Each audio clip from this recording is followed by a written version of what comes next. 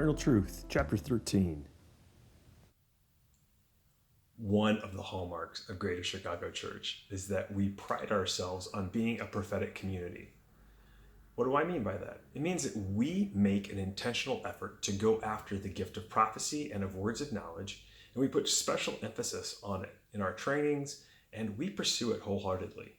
We believe that God is always speaking, and He'll speak through anyone to get anyone else's attention. We want to be conduits to that. However, if you're new to this type of environment, it might be really daunting when you walk into a place where everybody has something to tell you. You may have never had a prophetic word in your life and you don't exactly know what to do with it. You don't know the difference between words of knowledge and prophecy. So I want to take a few minutes and I want to unpack those two, and then I want to give you a couple practical tips. Okay, first of all, words of knowledge. My definition of a word of knowledge is that it is divinely imparted information given by Holy Spirit so that it can be given to someone else to edify them. Sounds simple, right? For instance, if someone were to come to me and say, hey, I have two dates for you, January 26th and May 25th. Do those mean anything to you? Well, of course they do. The January one is my birthday. The May is my anniversary. Suddenly, you have my attention. You just gave me two dates. You pulled out of thin air. Holy Spirit inspired you, and now I'm ready to listen. Those can be really helpful for getting people's attention, especially strangers. However, the gift of prophecy is a little bit different. The gift of prophecy, for me, is this idea that you've been given divinely inspired information, but it's for a future date.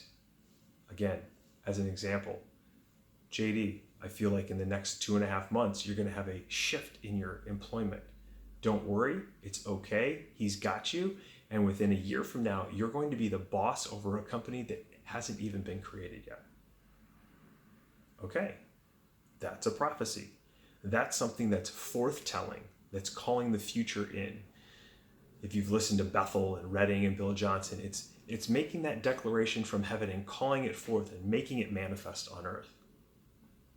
Okay, so somebody gave you a word of knowledge, it got your attention, and then they hit you with a prophecy. Amazing. What do you do now? I want to give you a couple simple tips. First of all, if you have a cell phone, it's got a voice record memo button. Use it. When someone says, hey, I'd like to give you a word, pull your phone out, hit record. It's really important to have actual language to what's being said. After you're done, write it out. It's really important so that you can see it. Remember, people learn a lot of different ways, whether it's seeing or doing or hearing. Have a couple different ways. Record it with a voice recorder, write it out verbatim.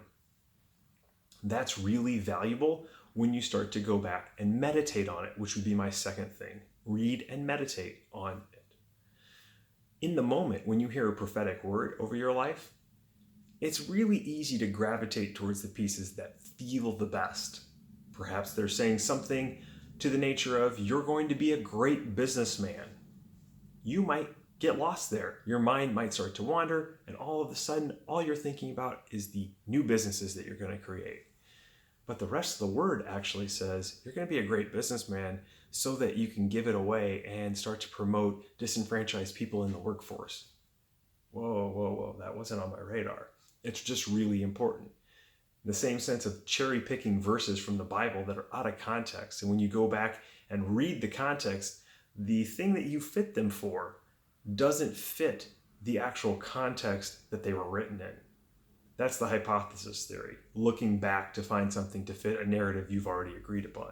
We don't want to do that, especially with prophetic words. So you're going to record it and then write it down.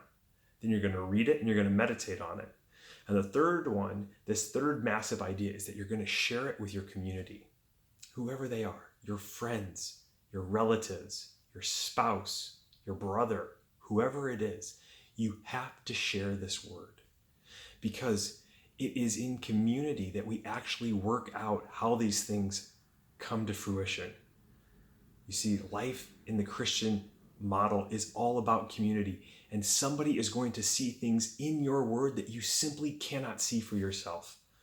That's super important. They'll be able to continue to call you forward.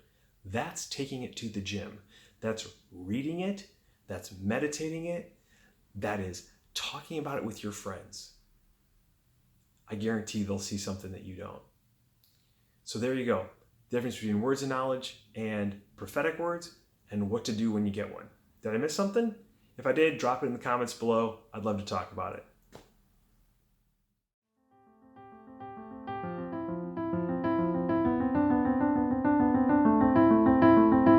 Thanks for listening to this podcast. If you enjoyed, please rate us and subscribe.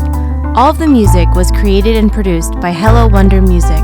You can find them at hellowondermusic.com. For more information about JD and the church he and Carrie co-lead, including our weekly podcast and upcoming events, please visit greaterchicagochurch.com.